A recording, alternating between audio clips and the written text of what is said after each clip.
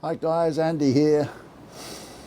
This is an intro into a podcast I had on Wednesday. It's probably the second virtual down the pub type meetup, Bitcoin only podcast.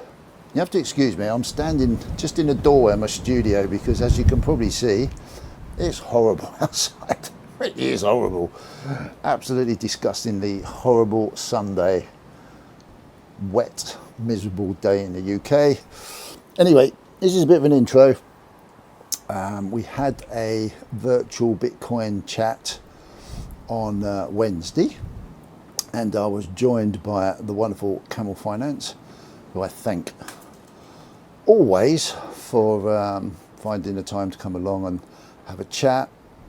And also we had a guest appearance by Lee Makin. He's got a podcast called the Orange Peeled Podcast. All the descriptions of how to find these will be in the show notes and the video description. But yeah, it was really cool. I can't thank you guys both enough. We had a great discussion for an hour and a half, something like that, talking about, well, anything Bitcoin really. Bitcoin. It's really interesting. I did open it up for anyone to pop in if they want to, and very briefly, I believe Coin Noob dropped in.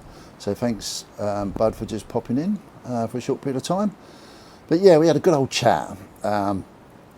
So this is the first of hopefully one that I will do every 4 weeks probably, and we'll see how it goes, and see if we can build that up as well. So I'm looking forward to doing more of them. But thanks guys, thanks for coming along. We had a good old chat. Enjoy, take good care of yourselves. See you later, bye. And sometimes it's easier when we're all a bit remote to have like a virtual setup. Whether it'll work or not, I don't know, but I've got to start somewhere and give it a go. Absolutely. Which would be cool. And try and specifically aim it around UK stuff, because we hear a lot about America all the time, don't we, and different parts around the world. But it just, I don't know, doesn't seem to be overly talked about, although it's being increased now in the UK. So yeah, something different, and we'll give it a go and see where we want to take it really, and see if it grows. But I did write down, I thought I've got to try and kick this off somehow, and I thought I'd write down and just to throw it out there and just to sort of get the question going, get the conversation going, is Bitcoin catching on in the UK? Which is a great starting point. And if so, why? And if not, why not? And it's just somewhere to explore it, really, to be fair. How you guys, whether you want to go firstly or Camel, whether you want to go, how you guys find it? Are you finding it tough? Because from my point of view, just to give you a little bit, if I'm not engaging virtually through watching stuff online or trying to do this sort of stuff, then 9 times out of 10, probably more than that, the people that I would every day encounter, what I call in the physical world, very rarely talk about it. Very rare does it ever come up in conversation. And when you do bring it up in conversation, you get the normal, oh, what's that? Funny money and all this sort of stuff. So it's pretty rare to get a proper conversation going outside. So that tells me that maybe the majority of people either don't care or don't know about anything, or they're just totally naive about stuff. Maybe, I don't know. What do you guys find, or what's your opinion on that? Do you think? Yeah, I think discovering Bitcoin is you've got to have. Let me just change my audio a second. That's fine.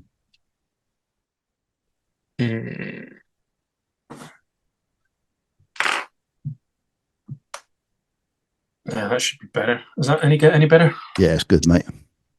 Yeah, Bitcoin for me, the discovery of Bitcoin. I can only speak for myself, but I can hazard a guess that is associated with experiencing financial pain. Now we live in a uh, a financial system that, to be fair, is very good. You know, we pay quite easily with cards and, credit cards, Visa cards, bank cards, whatever. I can pay my friends and family quite quickly and easily. Um, and most people are quite happy with that, I think. Without going into too much detail, I have suffered financial pain that led me into a cul-de-sac of questions regarding, well, hang on a minute, why am I working so hard yet nothing's really getting any better? It just sort of stands still. Like, if I work harder, or if I run the race and I run faster, surely my time should go down to complete the race. Doesn't seem to happen in the financial world.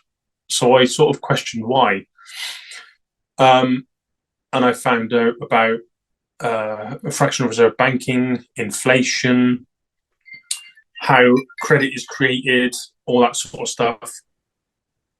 And then that inevitably led me to Bitcoin. I don't think people are interested because they don't experience the financial pain. But on the flip side of that is we all experience financial pain because, if you've got savings in the bank, but you realize that actually, hang on a minute, the price of eggs keeps going up, or the card I wanted last year is now 10 grand more expensive. Sure. We sort of go, oh, well, that's just the way of the world, isn't it? We don't have the self-awareness, perhaps, to start to question that. So I think it's a combination of the two things: a lack of self-awareness on one hand, and then experiencing that extreme financial pain, which you're going to experience more in somewhere like, I don't know, Venezuela, or, some crazy outback African country where, like, they literally have nothing. Yeah. So we've got it really, really easy in this country. So yeah, those two things: the self-awareness and the financial pain. We just kind of wander around the world complaining, not actually doing much about it. Yeah. So it's almost like you need a reason, and that could Yeah. be pain or whatever. Yeah. And I find that because I had a reason myself, and most people I talk to that are into this sort of thing, they've all sort of had that little bit of a reason. What about you, Camel? You've been around this for a long time, dude. Yeah, I think there's a combination of things. I definitely think if you experience pain, like Lee said, then you're going to be somewhat more forced to look into it. But I think generally people, in my experience, they just don't really care. And I don't even think it's personal to Bitcoin. I think they don't care about a lot of things. They kind of like what they like. They have their routine. They live in their life. And if they're not interested in one thing, they're not interested in another thing either. And I think Bitcoin suffers a little bit from being complex. It's not something that we could just talk about for 5, 10, 20 minutes or even a few hours. And then you go, oh, I get it now. Thanks.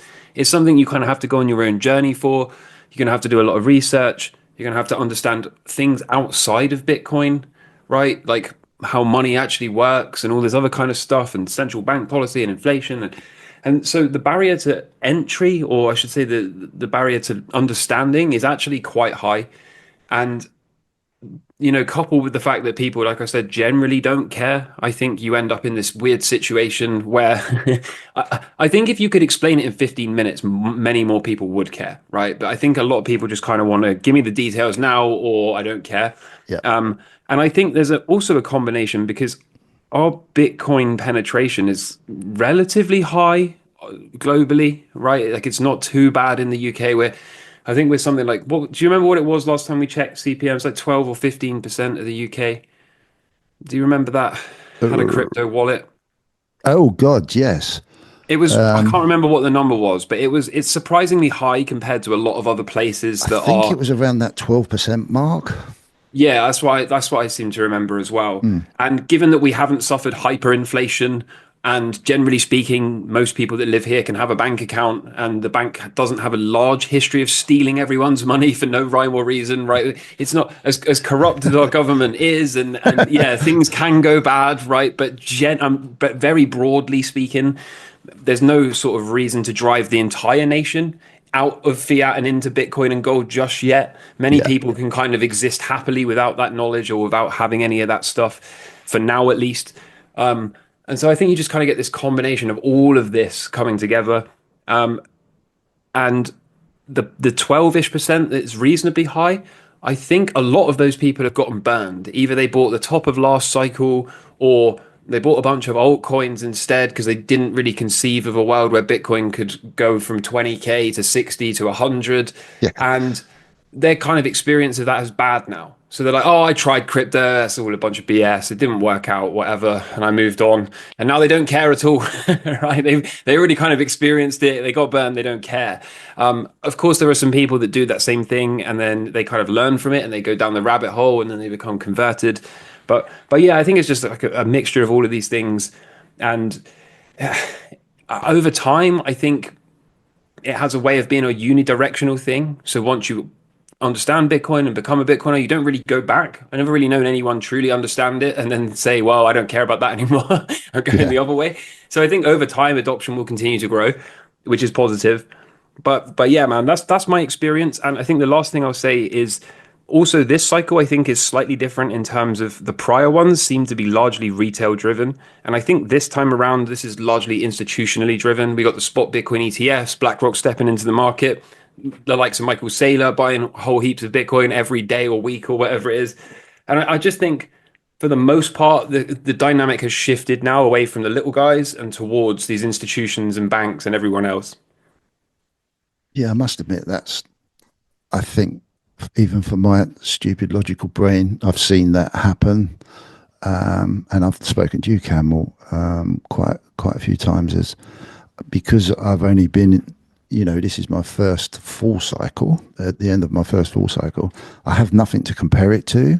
So you're sort of listening to a lot of people talk about what used to happen before. And I've said to you a few times, like logically, I've been looking at it thinking, it doesn't quite make sense this time to me. And I think it's quite evident that retail aren't quite in it as much. So that's going to be interesting. And from that, Lee, jump in whenever you want to, dude. That's going to be interesting because then at the back of my mind, I always think, oh, is this a possibility that normal folk like us, peasants, are going to get priced out and moved out of an opportunity? Or, possibly could we, as a rule, be missing that opportunity now? We had that opportunity beforehand. Now the big boys clubs are getting in. Don't know how you see that. I don't think it's ever going to be too late. I've said since my conviction on Bitcoin, I mean, every conviction on Bitcoin is growing. And I did a podcast with Shyam Patel the other week, and we went over some information, and the guy was blowing my mind. Yeah. And I came out of that podcast in my head, I was like, I literally can't put into words my level of conviction that Bitcoin is the answer to not all the problems, but it can certainly fix a hell of a lot of problems, financially and perhaps culturally, certainly within the country itself. So my level of conviction is growing. But going back on what you said there, we're not going to be able to, this cycle, the data that we're going to receive is going to skew our outlook or our projections on what Bitcoin could be. Because like you've said, this cycle is different. We're talking nation states buying Bitcoin. The central bank of the Czech Republic are now mulling over the idea of putting 7 billion in it. Like, this has never been seen before.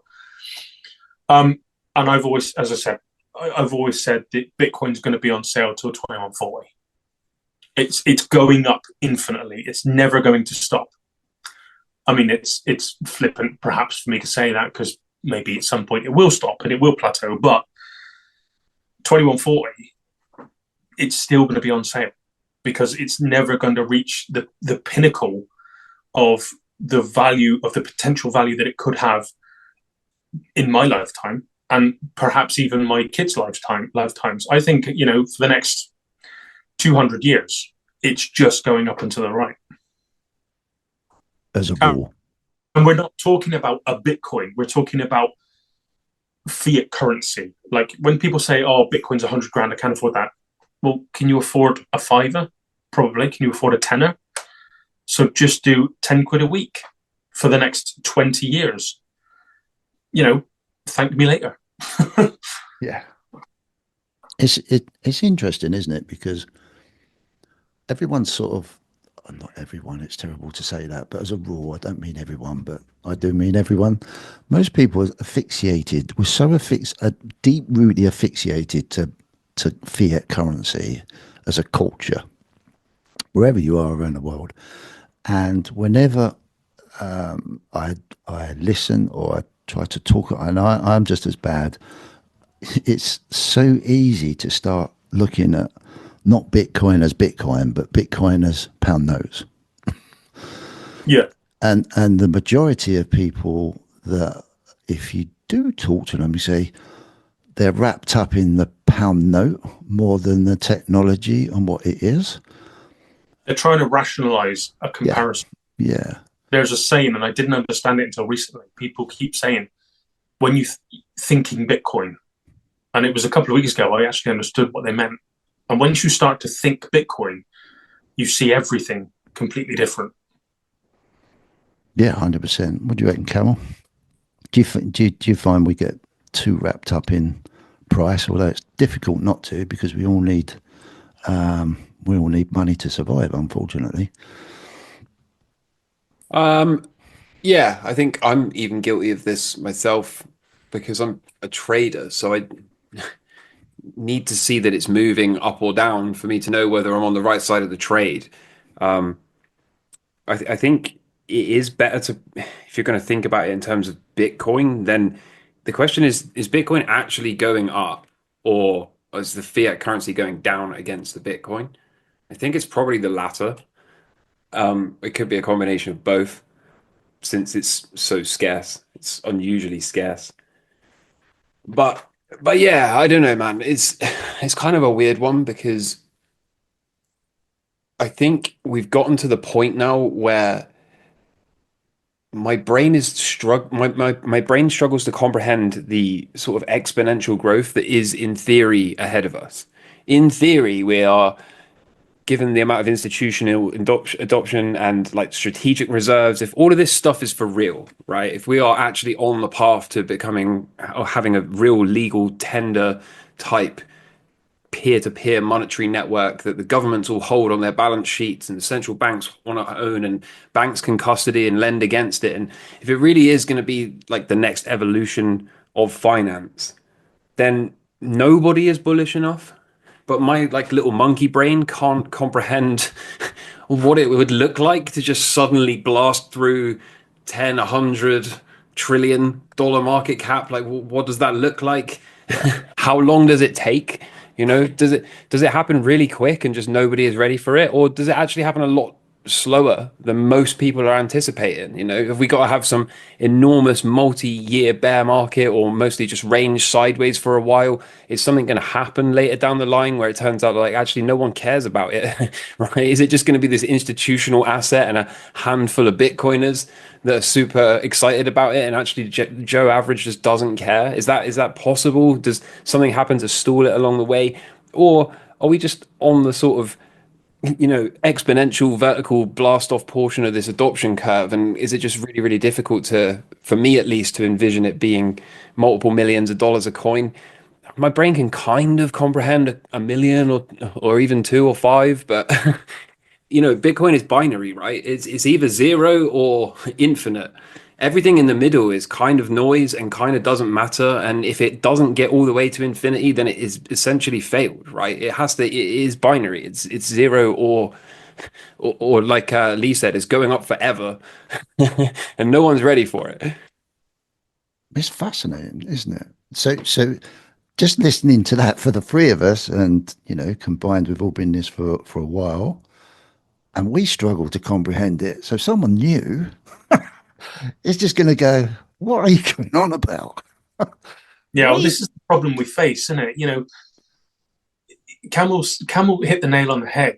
In order to understand Bitcoin, you have to educate yourself. Well, too many people are too busy watching Game of Thrones or another episode of whatever's the new show is on Netflix. And it's like, listen, could you spend 10 hours, 100 hours investing in reading and listening to podcasts in order to change not only your life, your kids' lives, your grandkids' lives? Could you do that?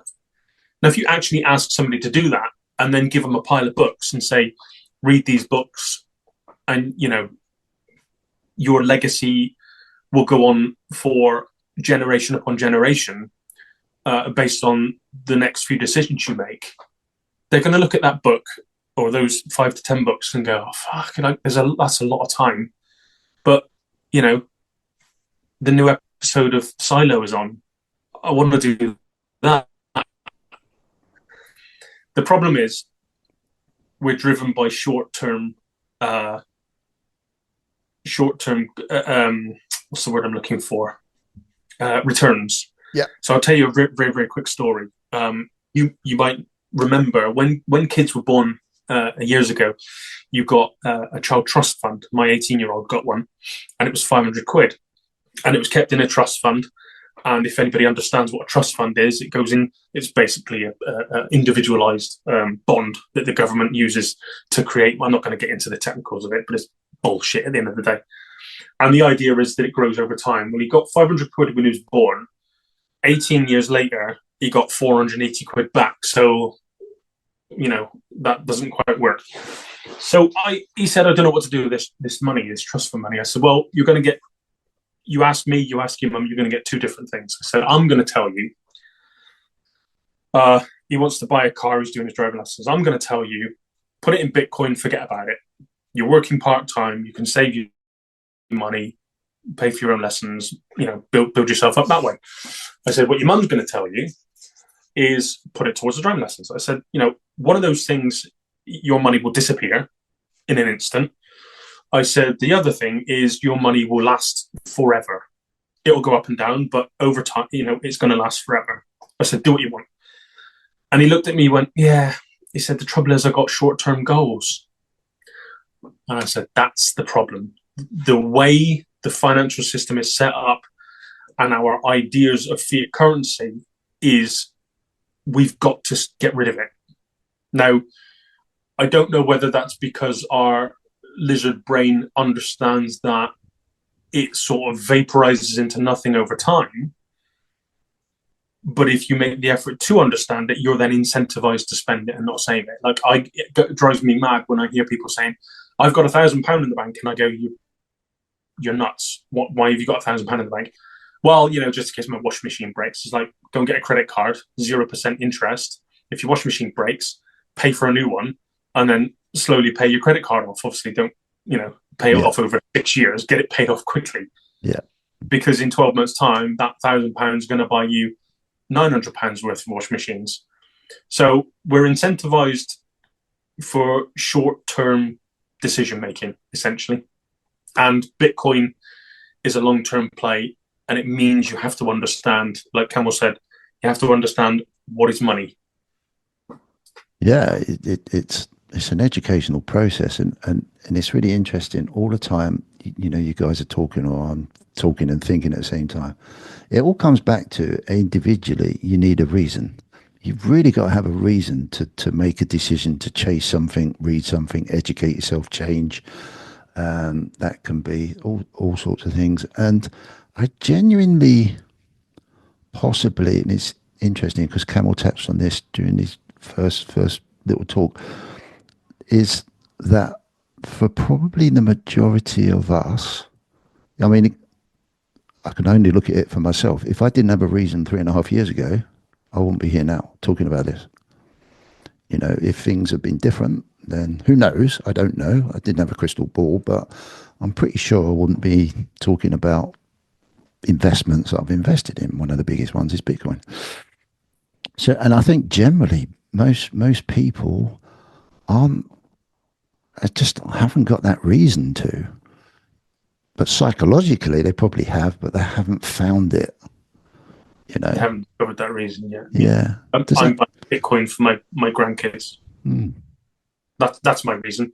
I'm buying Bitcoin because I know my pensions are going to be not going to be worth a lot. I'm buying Bitcoin because I want to give my kids a better start. I'm buying Bitcoin because I don't want my grandkids to have to suffer the way we did. Me, you, and Camel, and friends and family, people that I know. It may go to zero, but it might not. And for the sake of 10 quid a week, if that's what you can afford, Yeah. why not do it? Yeah. I mean, Camel, you interact with a lot of people, don't you? Across what you do. Do you get? I mean, I know we've spoke about this offline, but would you say the majority of your interaction through your channel and whatever is more about general finance, or is it specifically about Bitcoin? Where does Bitcoin sit in there as a percentage, or is it shitcoins? If I had to guess, I Yeah. would say probably 70% is only there for the crypto, Okay. which for me is Bitcoin because I don't really do altcoins, as I think you know. Okay. Yeah. So yeah, if I had to guess, I would say about 70%. That's cool then. And would you say that generally you've got more of a UK following than anywhere else? No, Ah, okay. UK makes up, I think, 25% of my viewers. Ah, interesting.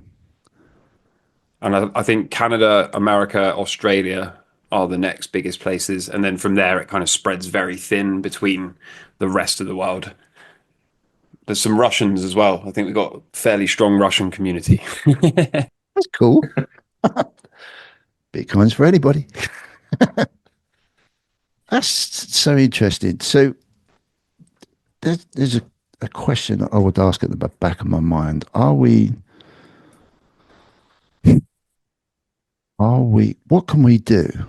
Do we need to do anything? Or is this just really, like anything in life, a personal experience that you have to go through an experience and find, and maybe, I suppose, the only thing that we can do through what we do is just make available for people to find us if they want to, if they need to. Does that make any sense? What do you think? Or should we take it upon ourselves a little bit more to promote it and get it out there? Will it matter? Will it not? It's an interesting question. I think for me, I feel like, rightly or wrongly, I feel like I've got a responsibility to try to help the people that I love the most. And I'm currently delicately navigating how I communicate the potential of Bitcoin to them.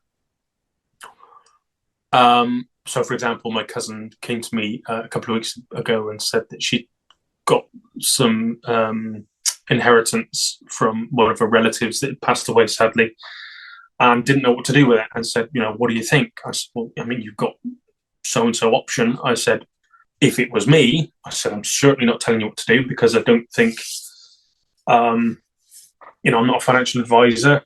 But if it was me, knowing what I know, I would just put it all into Bitcoin because X, Y, Z, and I give them the reasons. I said, you can put it into stocks. The positive is this, the negative is that. You could put it in the bank. The positive is this, the negative is that. It's like whatever works for you. But I think if we consider the potential longevity and the 6 properties of money, Bitcoin is the only currency that fulfills all 6 properties of money. So that kind of tells you a little bit of what you need to know.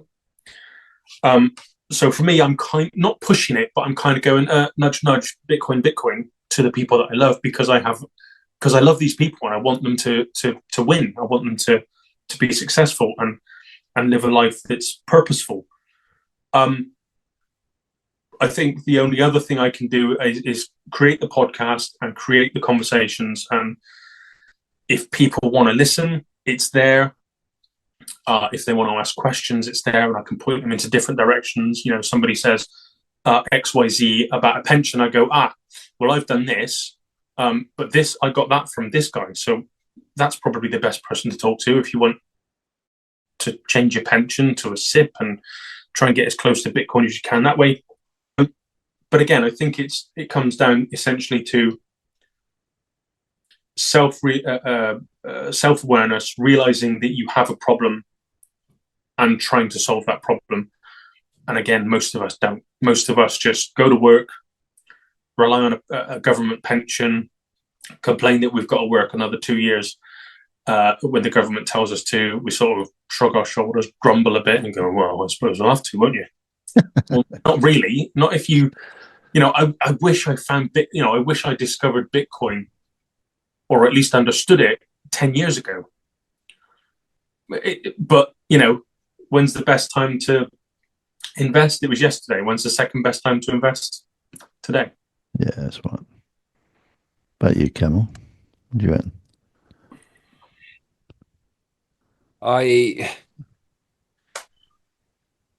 I don't know.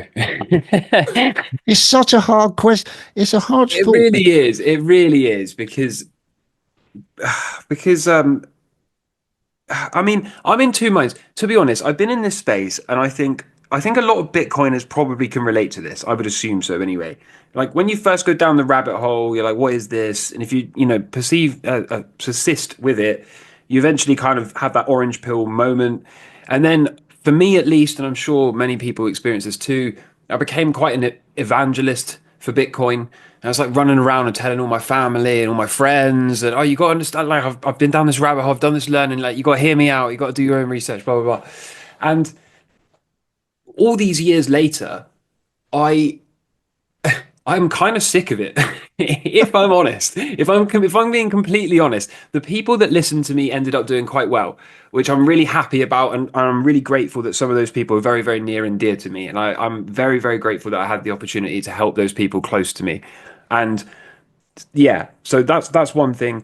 Like I said, on the other hand, I'm kind of sick of it, but then all of that completely contradicts the fact that I make daily content on this stuff, which tells you that there's an underlying part of me that also feels compelled to do this. I genuinely do want to help people. I wouldn't keep making daily content if I didn't have that drive and to share the cycle knowledge that I have and to help people, get underneath the trades and learn how to sort of extract bits more from the market if they're inclined to do so. As you know, if you watch my channel at all, then we regularly, I think I even did it today. I had a day off from the charts today and just looked at some on-chain data and zoomed out and said, let's have a look and see what we can see, big picture. So yeah, like part of me feels compelled to do that. And part of me really enjoys doing that since that's what I do for a living anyway. But there is also, like I said, there's a part of me that I'm just kind of over it. I've told enough people, I've begged enough people, I've been laughed at enough times. And now I'm kind of like, well, I'm just going to do me. I'm going to take care of my family. And I think that's one of the beautiful things about having the YouTube channel is I don't have to worry about kind of spreading that message outside of YouTube. The people can tune into the YouTube channel if they're looking for it. And I don't have to, you're not gonna look up a Bitcoin video or channel and watch loads of videos on Bitcoin if you don't really care already, right? So I think that's really nice because I'm still saying the same things. It's just once upon a time I was saying it to real people in the real world and they were kind of laughing at me like, oh, what does he know, right? And it's kind of nice that I get to just say the same things and now there's some people that want to hear it, which is really nice. But yeah, man, I'm totally in two minds about it. I really think that it is important to push the message and for people to actually, if you're hearing it, to actually go and do your own research. I do think that's critically important. And I actually am saying this because I have a sneaky suspicion they are moving to make this an institutional and high net worth individual asset class.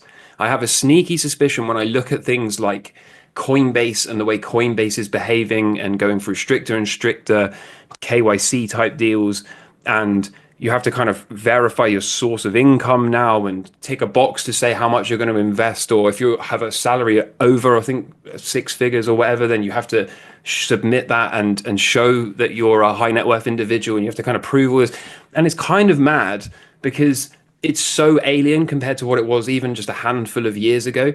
I'm also noticing in some spread betting accounts, and it's been like this for a while actually before Coinbase, the spread betting accounts are only giving crypto exposure via spread betting to high net worth accounts. So you have to have a professional or high net worth account to be able to spread bet the crypto. That's been the case since before this weird stuff that's going on with Coinbase. And I just have a sneaky suspicion they are going to try perhaps to move towards that. So anyone that can learn now is going to have a massive leg up on the competition. Anyone that can secure cold stored Bitcoin now is also going to have a massive advantage, I think, particularly if we go there. If we don't go there, happy days, right?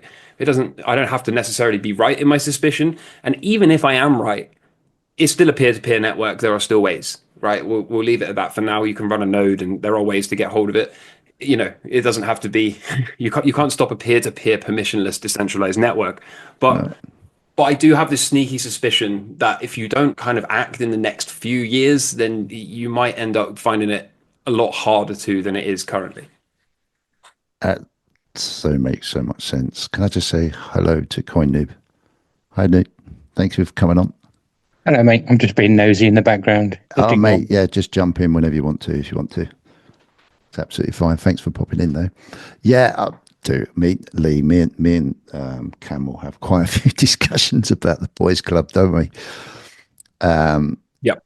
And that's my logical way of thinking now. It just stinks of historical elitism now wanting to get involved and not allowing what I call us the peasants to get in, like probably we could have done years ago. Many of us maybe had that opportunity and didn't take it up. Idiot me. Yeah, I can see a scenario. I'm inclined to kind of agree with Camel. I can see a potential scenario where the only way to get Bitcoin exposure is through custodial methods in the next couple of years. Just working through this process in my head right now. It's possible that you would. Obviously, the whole point in Bitcoin is going to make it impossible for you not to get Bitcoin, but governments and financial institutions can make it very, very difficult, which we're experiencing in the UK already. They could make it extremely difficult for you to sovereignize your Bitcoin in order to get you on the custodial rails through a bank or an app. That would be a shame. But again, the nature of Bitcoin means that there is a way of doing it. It just means that you might have to do it quietly, let's say. Yeah, through there are ways. I've educated myself quite a bit recently on looking at all ways. But it's really interesting because I've even seen probably over the last year the difference are with obviously Coinbase. Your main exchanges, you're trying to deal with them through your banks, but all that. They're making it harder and harder and harder. Not necessarily hard as in impossible, but the effort that you have to go through. So I noticed that Coinbase, I think it was last year, they introduced this. Well, you have to answer a little questionnaire, and for anyone that's a little bit sort of new to it would probably struggle with it without doing a bit of research. That was what it was told, or that was the information and the reason why it was there. So, and now I think that has to be done every year now. It's renewed every year. So whether you've been buying it through whatever, you have to get every year, or I think it's every year, it might be 6 months, get this questionnaire again. So it's just that, just going to make that a little bit harder for you.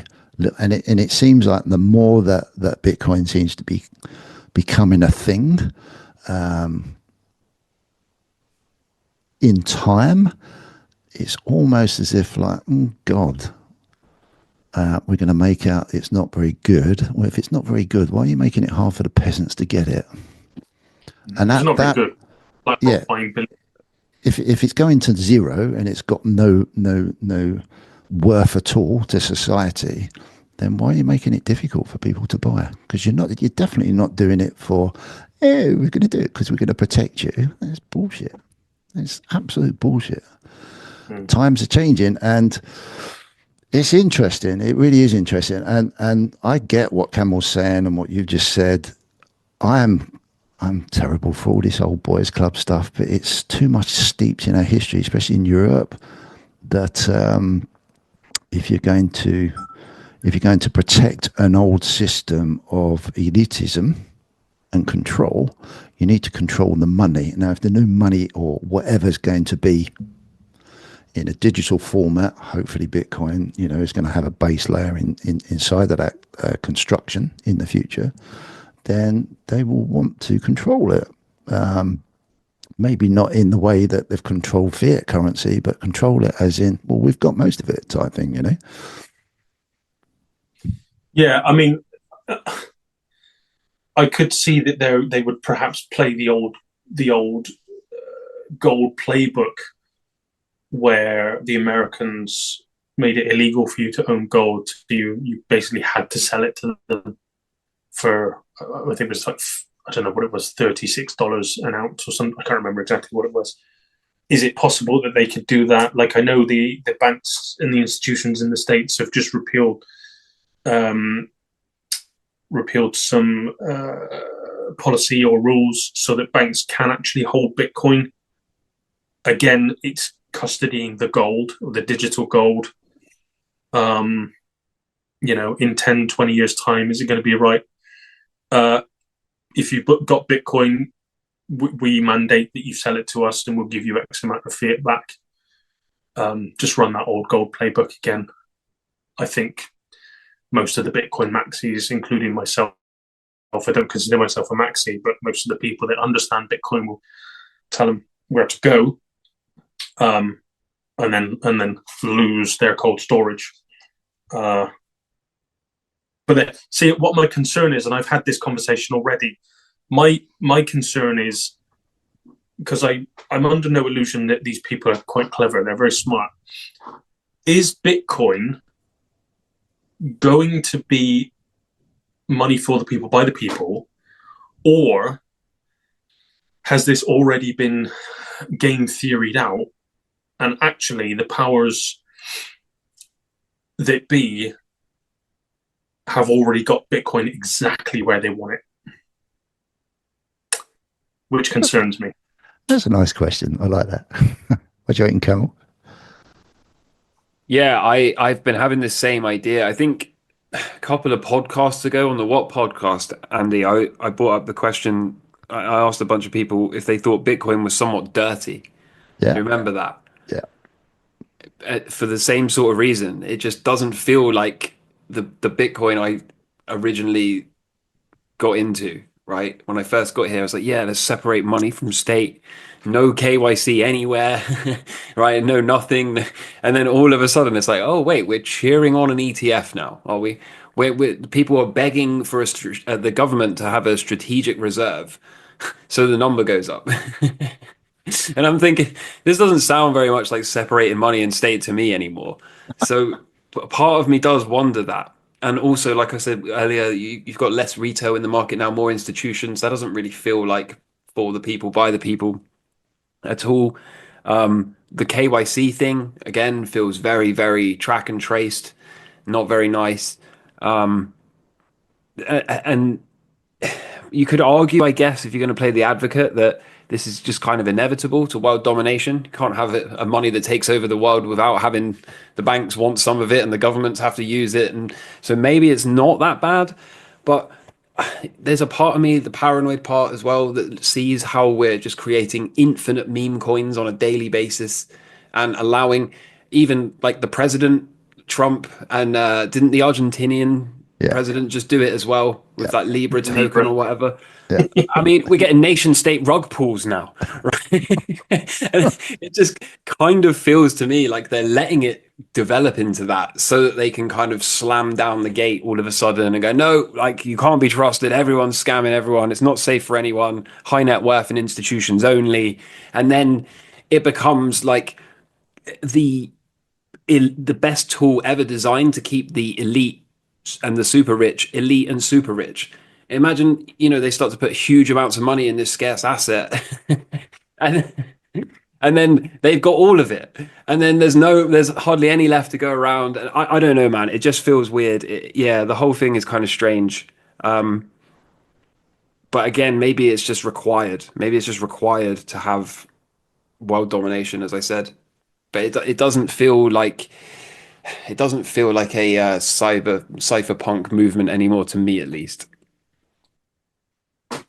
You're dead right Yeah. there, dude. I suppose Yeah. it depends what their strategy is. If they're gonna goldify Bitcoin and then back a currency against it, whatever that may be, whether it's a stable coin or the digital dollar, digital pound, whatever. And I get it that institutions and financial and governments have to own it because they need to back it. But my other concern, like if BlackRock rug pull the globe on Bitcoin, sell everything, I could be like, yeah, okay, fine. But then Michael Saylor is a smart man. So does that mean then he is in on the deal? I don't think that would be the case. But again, it's about the control, like you said there, Camel. BlackRock are a powerful institution. El Salvador is becoming a powerful government on the world stage with its Bitcoin position. Why would the central bank of the Czech Republic want to buy 7 billion euros of it? Why would states, independent states, unless of course they're co-opted by the federal government in America, why would federal states be pursuing holding Bitcoin on their treasury, on their balance sheets? I'm trying to play this through on both sides, and I haven't really come to a definitive answer on it, and I'm not sure I ever will. But I guess at the moment, I'm just, the train's leaving the station, and I think it's more of a risk for people to not be on it than there is to stay on the platform. 100%. It makes so much sense. And I think I was saying to Camel the other day, Lee, that it's really interesting when for us we're involved around this space. So sometimes for me personally, I forget that because I'm so involved around this space with knowledge and watching and taking part and running things myself, being involved myself, I have a tendency to psychologically think the whole world's doing the same as what I'm doing. I get lost in it. And then I was saying to Camel the other day, probably if you go outside into what I call the real world, I used to really have a go at my son about this, but I'm part of it now. You go outside and into the real world, we're probably at, I would say 96%, 7%, 98%. I have no idea. So my little world that I think is everybody is just that much. Tiny, tiny, tiny little space.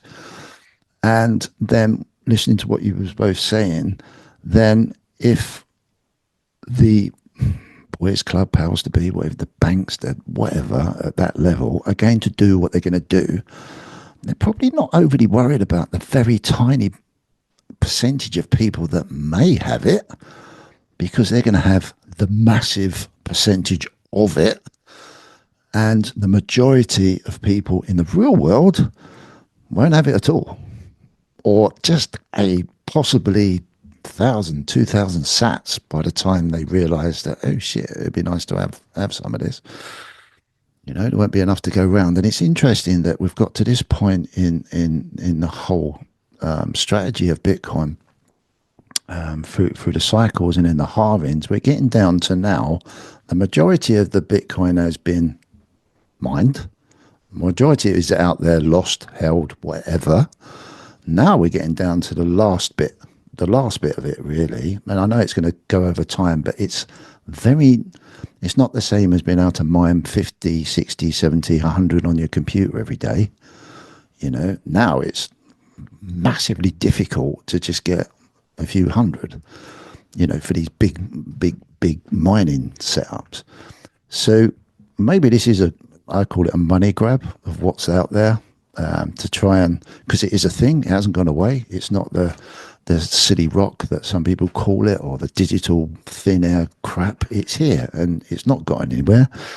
And it just makes sense that the big boys are just do what they need to do to get whatever they need to get. And maybe it become that base layer of money, and then they build on, you know, all the opportunity for the plebs and the peasants will be at level 3, level 4, level 5 to invest or whatever. But the base has just been taken away from most of us. So realizing that maybe I have to realize myself that the fortunate position that I'm in, and getting in at the stage I did, I'm in.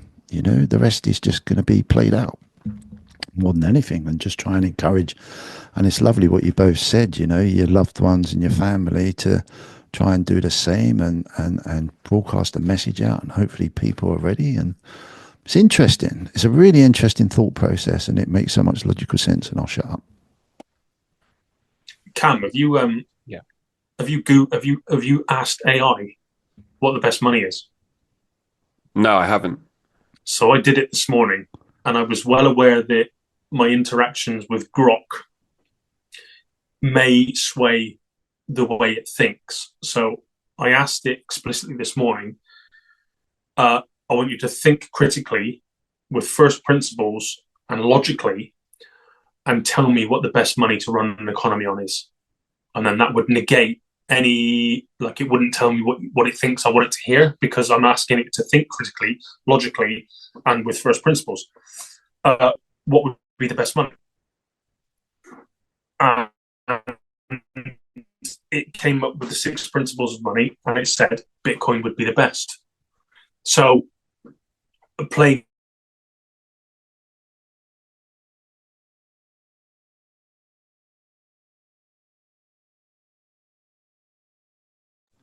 Lee, you're frozen. Oh man, I was just getting to the interesting point of what Grok said. Oh, you're back. You're back. We missed a bit of that, dude. Oh, sorry. That's okay. We saw the Grok. We saw the Grok, and we heard the Grok and getting the 6 principles of money, and it said about Bitcoin. Yeah, so Grok said that Bitcoin would be the best money.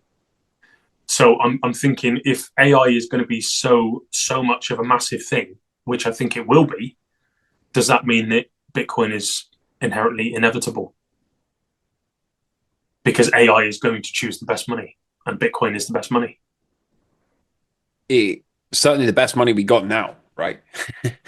Well, I was going to say, what do you think? Do you think there's any merit to the idea that it was planted by the institutions in the first place? Have you ever heard this idea that they kind of knew at some point we might have to face hyperinflation, and at some point we might end up in this weird situation where we're going to need a black hole for liquidity and some new system and a new, more portable digital version of gold? And I guess the conspiracy theory, if you want to call it that, is that it was planted by some kind of government agency or the NSA or something like that.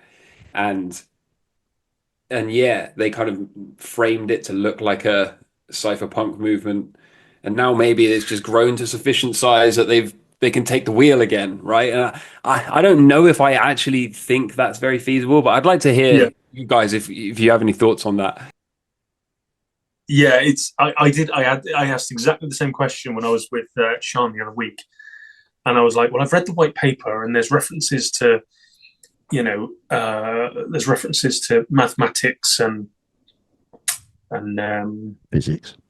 physics and all things like that. And I'm like, this guy or group didn't just come up with it and then go, oh, we've had this fuckery about 2008. Here's this new money.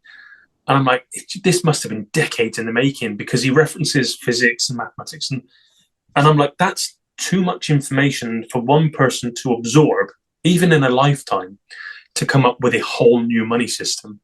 And then he showed me the graph of the cypherpunks and all the rest of it. And this has gone back 40, 50, 60 years. It's just been built upon and built upon and built upon, which is much like the system we have now. The financial system we have now has taken thousands and thousands of years to get to where we are. We started trading shells and glass beads, and now we have this, complex system of transaction. So, yeah, I kind of play with that, and possibly it was a governmental experiment, but then again, it's so distributed by all the thousands of nodes all over the planet. They're not stupid enough to not control it. So again, it's this constant like dualistic argument, or the dichotomy of the both sides of the coin. You kind of bounce off both sides infinitely, and then at the end of the argument you go, well, I'm still really none the wiser, but right now Bitcoin is the best money, and it's an opportunity that I can't say no to. Like, it's even this conversation right now is just making me really analyze and really think about this kind of stuff. Yeah, I think the funny thing is, if it was created by them, I don't think it makes a difference, because they probably don't have the control over it, right? Because like you said, it is distributed. It's open source. It's being developed all the time. Someone would have found the hole by now, I think. I'd like to think. Yeah. Maybe that's a very naive thing to say, but I think the amount of eyes it has on it, the amount of scrutiny, the amount of people that would love to attack it, and every day, TikTok, next block, here it is, right? Still doing Bitcoin things. So I think even if they did potentially kind of seed it, then I don't think it makes much difference. It is still peer-to-peer, censorship resistant, distributed money, right? Yeah. So yeah, it's a weird one. Well, yeah, it's financial. What was the AI in Terminator? What was that called? Skynet. Yeah. It's financial Skynet. You cannot shut it down. Obviously, Skynet was shut down, but like, the principle remains. If it was an inside job, let's say, from the government, and they've released it onto the world, I guess the two questions are: have they gone, oh yeah, and blah blah blah, blah, oh fuck, we've lost control of this now, shit? Or is it just the next stage of money? Was this always going to happen? Whether it was called Bitcoin or, I don't know, or whatever it was going to be called, like, this was inevitable from way back when we used to trade beads of glass beads or shells or whatever. This was always going to be the destination. And another thing somebody said to me the other week, there's a I forget the guy's name. A Russian scientist created this level of civilizations. I can't remember what it's called. So like level 1, level 2. Kardashev scale. Thank you. Somebody said to me, "Is this the Kardashev scale playing out in real time?"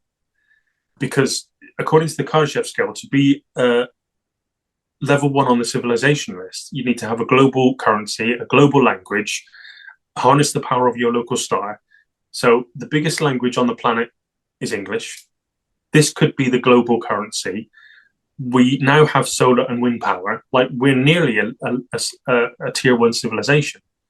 So again, evolutionarily speaking, is this inevitable? It just makes so much logical sense.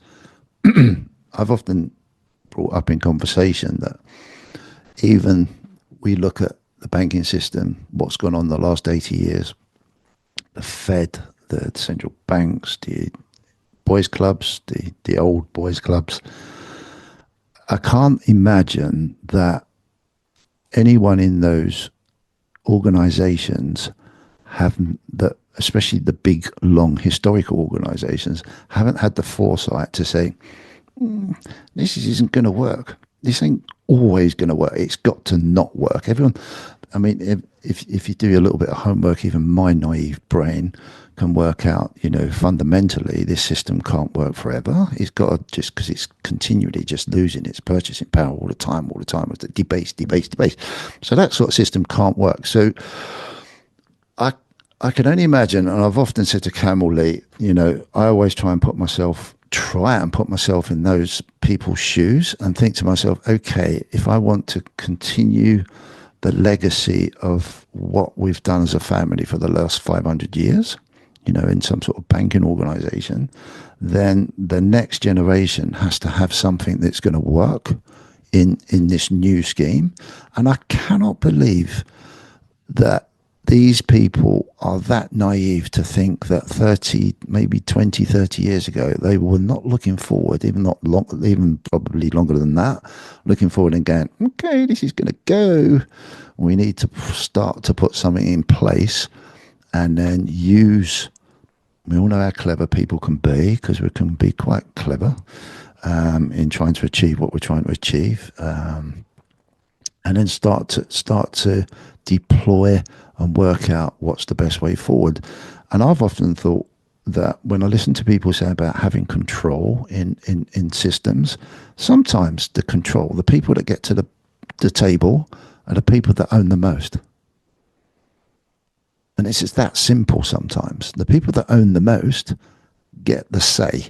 They might not be able to control it as such in a technical way, but if you've actually got the most, you have a say at the table. And that sort of corresponds at the back of my head of why there's possibly this deceitful accumulation going on in the background, for people to say, okay, this is a thing. We need the most here. Otherwise, we're not going to have a say in what we believe. And it doesn't matter whether I believe in what they believe. If that's what they're going to do, that's the way it's going to play out. My question would be the most in terms of what, though? Because you can have the most Bitcoin or you can have the most fiat value. The two are not the same. Yeah, Eventually, 100%. Eventually, we're going to get to the point I could buy a Bitcoin now for 100 grand, right? Yeah. In 20 years' time, you could buy 25% of that for more.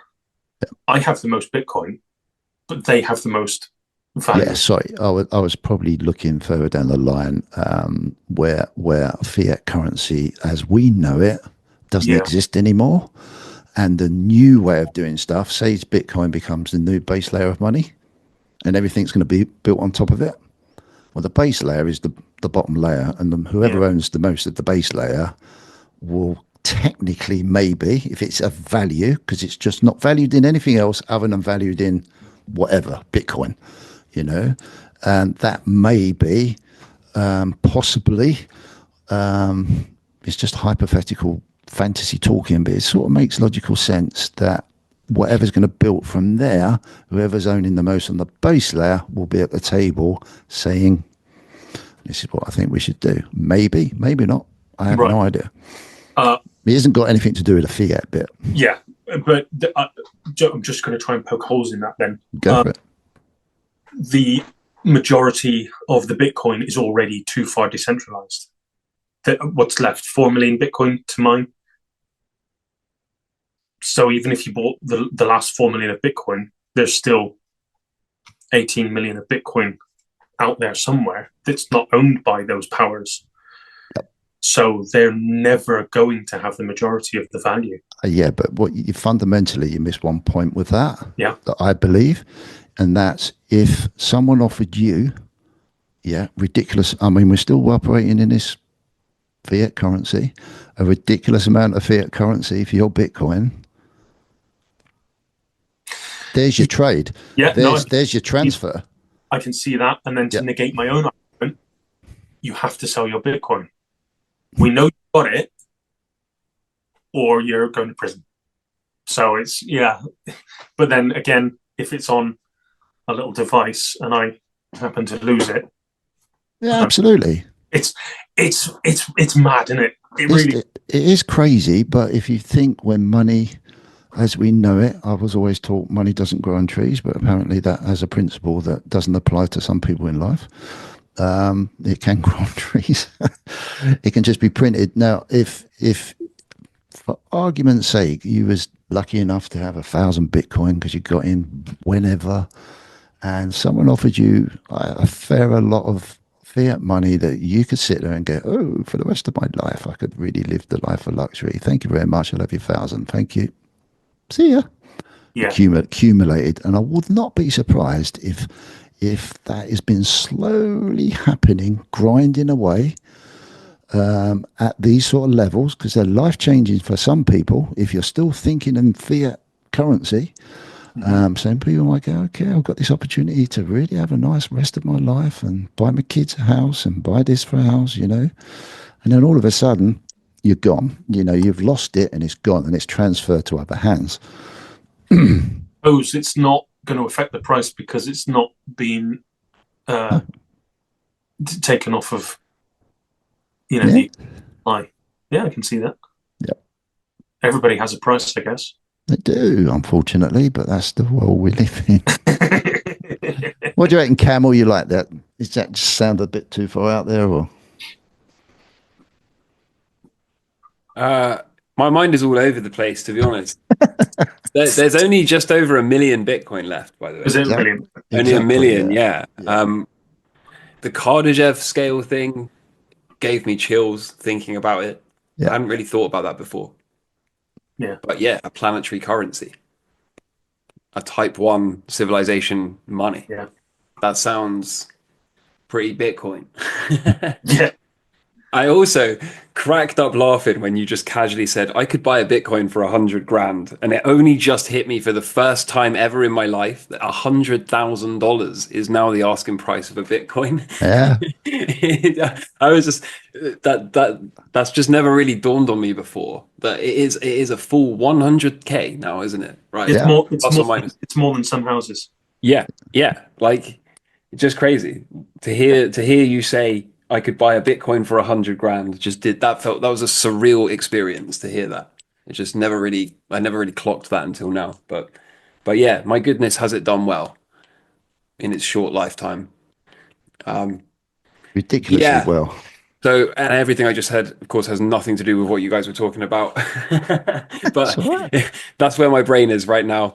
It's also wild for me to think that there's only 1 million left, and 95% of the supply is out. That's it. And probably a lot of that's never moving. 3 or 4 million maybe lost, right? 1 million for Satoshi. There's not much left. It's kind of crazy. It's kind of crazy.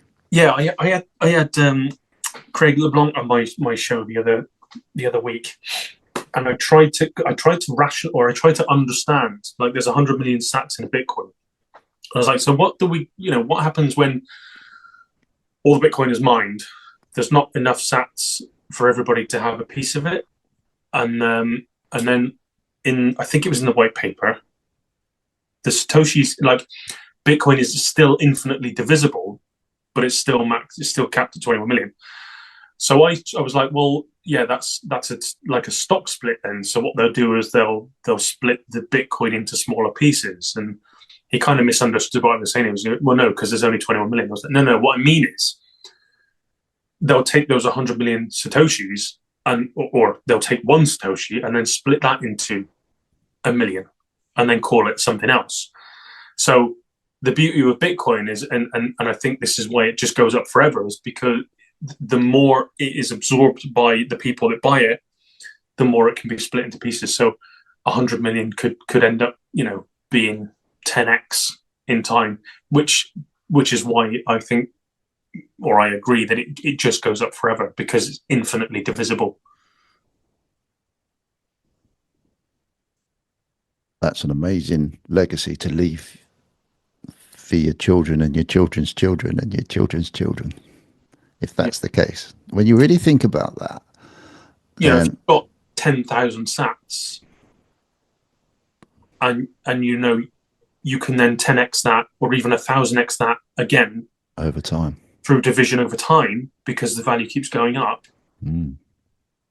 It's a lot of money.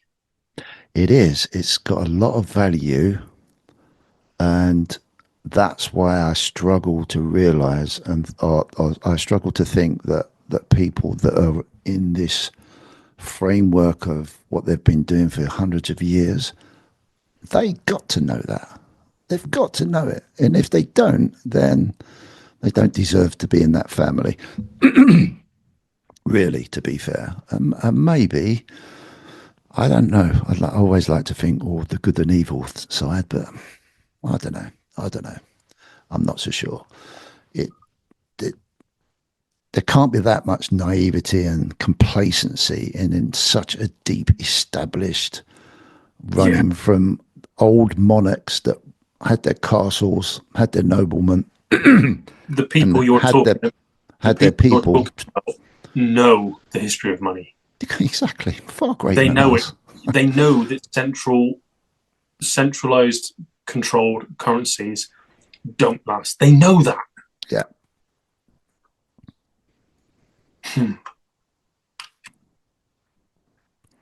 It's an interesting one, isn't it? When you actually sit there, because, if I was a plumbing and heating engineer and I happen to, I don't know, well, I do know a couple that they've gone from granddad to dad to son, possibly to next generation. They're damn good heating engineers. Really good heating engineers. They know their stuff. They've gone from, your very basics to your modern tech, and, as generations have gone along. You can't tell me people in the finance industry at that level have no idea about what's going on. It's like Cam said, isn't it? Is there a kill switch in the code? It would have been found by now. It would have been. Yeah, I'm sure. And I definitely feel that. And it's interesting what Camel said. I think it was Camel. Did you say about the next 2 years, or was it you, Lee, who said about over the next 2 years, probably maybe our last opportunity, to get into a fairly decent level, to get some sats, tucked away. And after that, it's going to be another one of those in history where people talk about, oh, how did this come about? Granddad or dad or whatever. And yeah, back in the day, this is what history said. This is what happened. And you can relate to that over many things in life. Many, many, many things in life. And it's just an opportunity that hopefully people can just see, yeah, that's worth a risk. That's worth a little bit of investment just to have it and be a part of it while I can. It's interesting. It's exciting. Bloody exciting. It's exciting. But I'm like, I like Camo a little bit. I was talking to him the other day and he said, oh, what do you reckon? I said, I don't give a shit, mate. I've got it. So I'm fine. I don't care anymore. I just still do my thing about my DCA. Excuse my throat. Still DCAing, still now. I mean, my son do our stuff, and it's a lot of it goes over my head. I don't worry about it anymore. It's that's what I believe in, and I'll talk about it, obviously, but it's hard to try and wrap your head around it, isn't it? Because like we're either on the precipice of something never before seen, like. And we cannot, there is no reference point to try to measure this against. So you literally can't measure it. You can't measure its potential. I've kind of lost my train of thought again now, but I've forgotten what I was going to say. Sorry. That's fine. That's fine. Camel, we've never seen it before, so we can't really measure it. Yeah, there was a bigger point to it. On the precipice of a breakthrough technology. Yeah. It'll come back. Yeah, it'll come back. I guess the closest thing we got is like the internet adoption, right? That was it. Boom. we're essentially, if we're on the precipice of something never before seen, and it's going to take us to a level 1 civilization, we are buying shares in the wheel, or the concept of the combustion engine. Like, that's how big this is. Potentially. Absolutely. Cabell, did you want to jump in, or can I just say a little bit? No, please go on. I was just about going to say, when you was talking, Lee, about the difference and trying to measure it, Campbell brought up about the internet. But I often sit there and I just think, when obviously pre-Henry Ford, Mr. Rockefeller with the oil, you know, how many years was it that people were traveling around on a horse, using a horse, and then maximizing the use of a wheel and amalgamating the two technologies to get around, and you know, then all of a sudden, and I always try and picture it, and I think at some point in time, someone must have got the whiff of what's going on. There's people mentioning about this automobile thing, and you've got deeply established companies that are making these buggies, and there's a really famous picture of New York, isn't there? I think it was New York, Times Square or something. Yes, I know what you're going to say. I mean, there's what, 12-year difference, 10 years difference. Oh, there's a few years difference between having one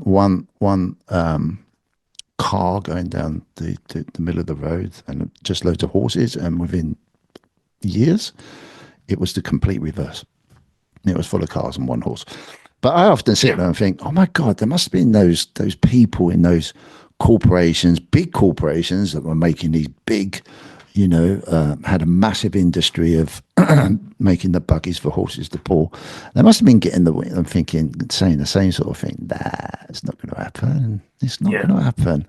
And I'm sure people within those industries, there would have been a few people just thinking, hold on, Dad, you know, this catch on, you know, it might be worth just maybe looking into it a little bit. But then you've always got the people that are, no, this is the way it is, and you know, they fall apart and technology takes over, and look what happened with that. And that is what I think about when I think about what's going on and what we was talking about with the finance system. There's people saying, no, it ain't going to happen, embedded into a certain way of doing things, and there's people that, no, we've got to cover what's going on here, you know. Yeah, I'm just thinking, you just said a technology system. I'm thinking out loud, right? Yeah. The car was a technology that took over an analog industry, the horse. Netflix is a technology that took over an analog system, which was hiring DVDs. Blockbuster. Right? Actually. And they didn't see it coming, or they dismissed it. Bitcoin is a technology that's going to take over an analog system. Now, I know people will say, yeah, but finance has a technology system. Well, it doesn't, though, really. The only technological basing in the financial system is the transference from point A to point B. It still contains analog money, so to speak. So we could be in a financial Netflix transition, and the people that you speak of are saying, no, this is bullshit. It'll fizzle out. Yeah. And they don't actually see this coming. Yep. Fuck, weird. It's true, isn't it? When you actually break it down, then it helps you look at the context of how technology changes our environment and our life, you know? And it helps, it's definitely helped me understand that, yeah, this makes sense. Whether I like it, don't like it, it makes sense. And if you've got a chance to maybe you know, put a little bit of money into it when it still makes sense and it's available to you, it makes even more sense, you know. Like 30 years ago, we'd have had to phone each other and say, right, we'll do this. We'll get a camera. We'll set up a camera, Yeah. and we'll sit around a table and we'll film ourselves having a conversation. Yeah. Technology's allowed us to do this. I mean, I don't know. You're London, I guess. I don't know where Cam is. I don't know where your viewers are. They're all over the world. Yeah, exactly. Technology has enabled us to do what we're doing. Technology has enabled us to listen to music when we want, play videos when we want, talk to who we want, where we want. Technology is going to allow us to pay for things when we want, to who we want, with no gatekeepers and nobody to tell us that we're not allowed to do it. And what helped? Sorry, Camel, I'm taking over here. Yeah, sorry, Cam. Jump in, dude. No, I'm chilling. I'm chilling. You carry on. I was just going to just on looking at the context of the transfer from an analog to the digital with the horse and buggy to the car, and the common denominator in that transfer was the wheel, because the wheel had use for one, and it also had use for the new until the new totally made the buggy go out of its existence. And that's how I look at gold, you see. And people's passion, because gold's been around for ages, that's the perfect go-between from one thing to another, because it's safe. And so that's why I see it as an important part to be on this journey too.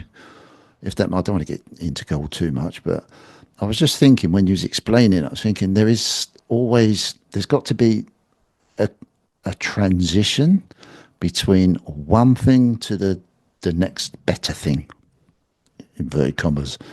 Well, I guess the transition, or the base of this, the transition is the service that goes alongside it, right? Yeah. So the transition from digital, from analog to digital, the service was consuming video. The service that was based on the transition from the car to from the buggy to the car was transport. Yeah. What we're talking about right now is payments. That's the transition, is going to be based on payments.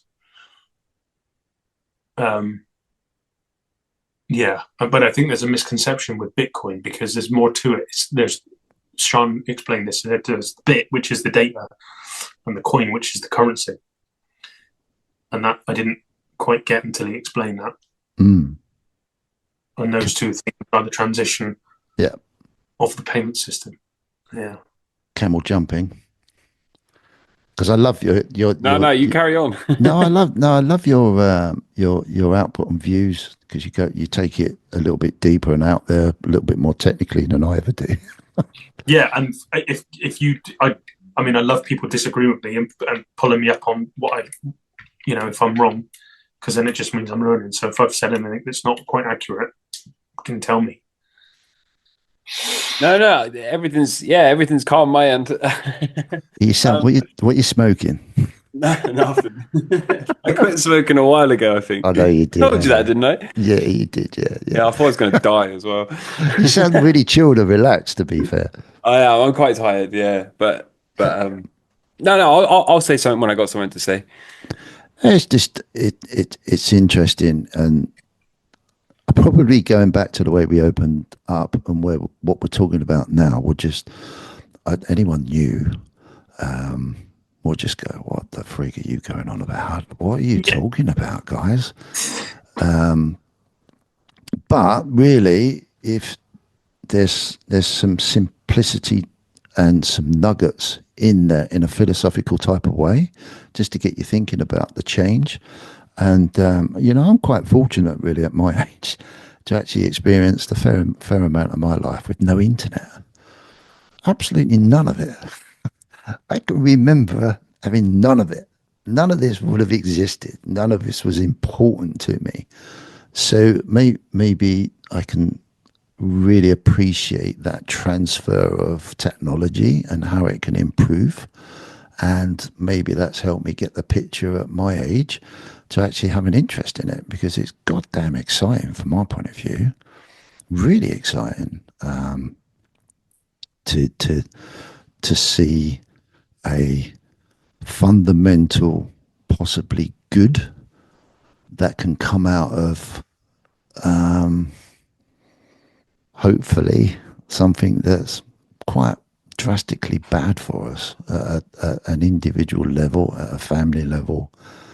And I've always said, once the money bubble goes, then we go through the pain. And maybe this is going to be that time, you know. We talk about the fourth turning, and logically it makes sense to me, you know. Well, I don't know what tomorrow's going to bring or the next 10 years, but I can definitely have an educated guess, quite a good educated guess through educating myself, that you can't just dispel something that potentially can improve the everyday way of how we live our lives. Mm. And you can't do that. And if you do that, which I did for about 50 years. If you do that, you're just going to put your head up the sand, up your backside, and just rely on people leading you through life. You know, so it's well worth investigating for sure. I went straight to the fourth turn, and as you were speaking, and you instantly said it as soon as I thought it. Go and have a look at a chart about the fourth turning. There's 4 quadrants. It was about roughly every 20 years, isn't it? We transfer into the next quadrant. And there's a consensus that we are in the fourth quadrant, which is the decline.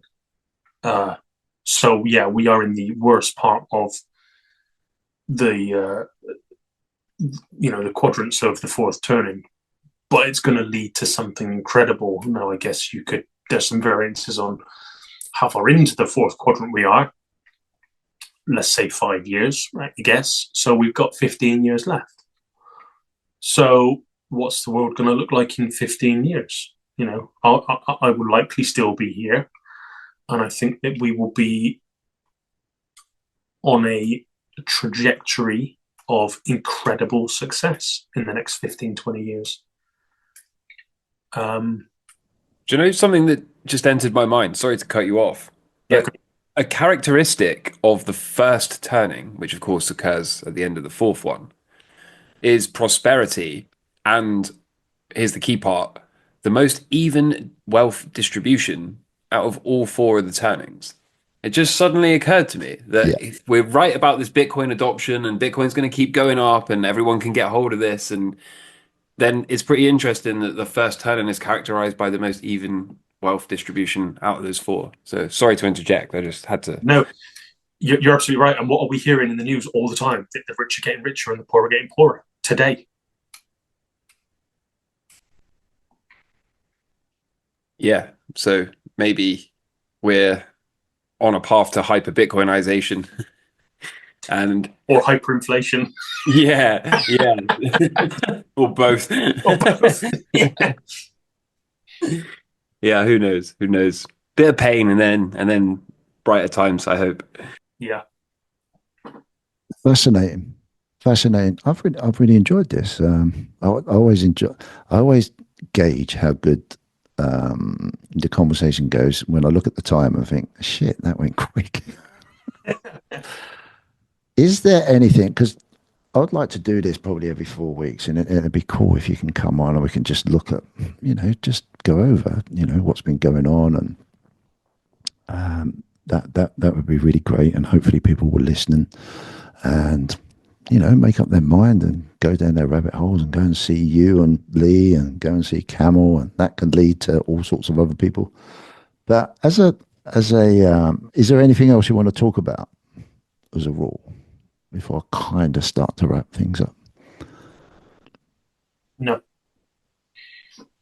I just want to say, if anyone's made it this far and there is any doubt they've got, I think it's worth noting, if there's even a 5% probability that the things we've discussed tonight are feasible, there's even a 5% probability that we're right about the direction of Bitcoin and the trend of adoption, then you would be crazy not to look into it, right? If there's even a 5% probability that we could be correct and that we could be targeting obscene numbers for the price of Bitcoin, then it's got to be worth it, right? So I'll just say that.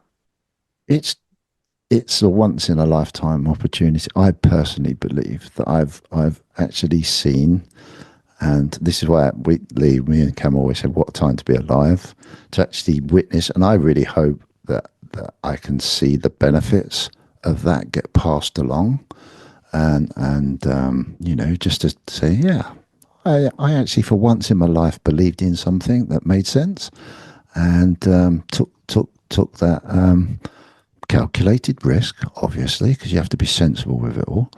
Calculated risk, and it paid off. So it's good. Is there anything you want to say, Lee? Any parting thoughts? My only thought would be, I urge people just to spend 10 hours. 10 hours in a year is not a lot. Spend 10 hours and ask yourself 3 questions, or find the answers to these 3 questions. What is money? Where does money come from? And what is inflation? And I personally think that will inevitably lead you to finding an asset that will mitigate the disastrous consequences of inflation, and it will inevitably lead you to Bitcoin. So that would be what I would advise anybody to do.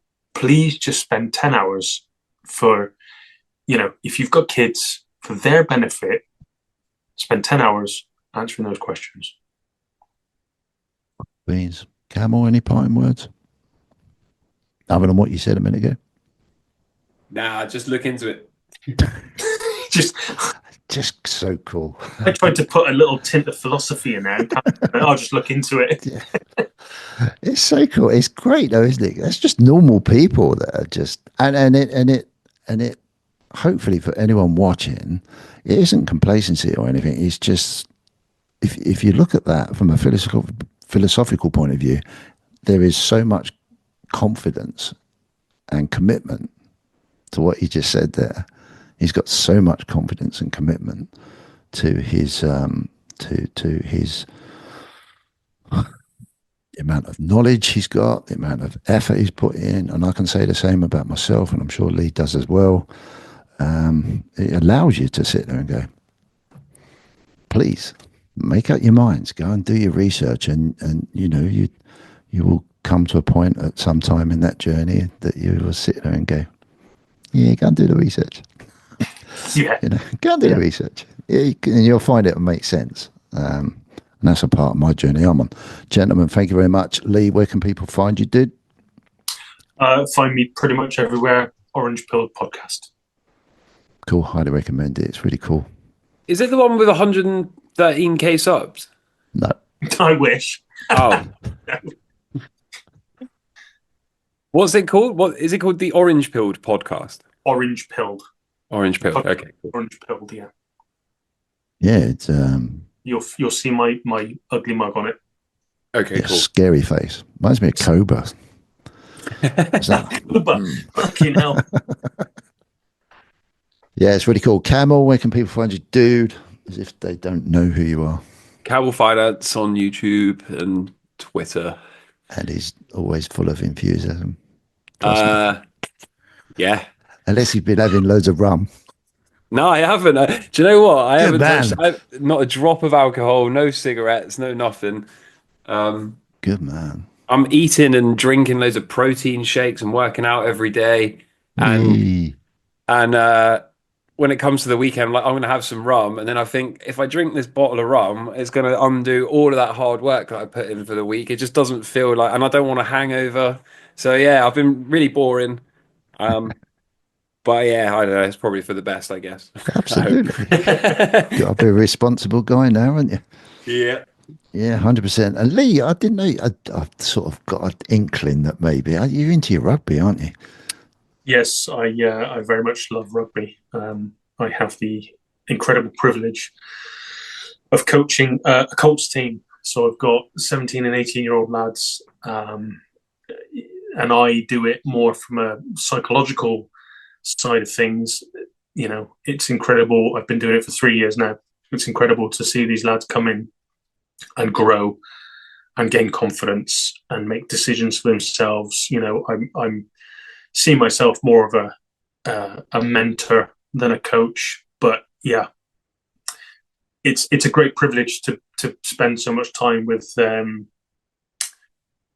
what I would consider the future of our nation, these young kids. It's really nice to be able to have that opportunity to give back to the younger generation.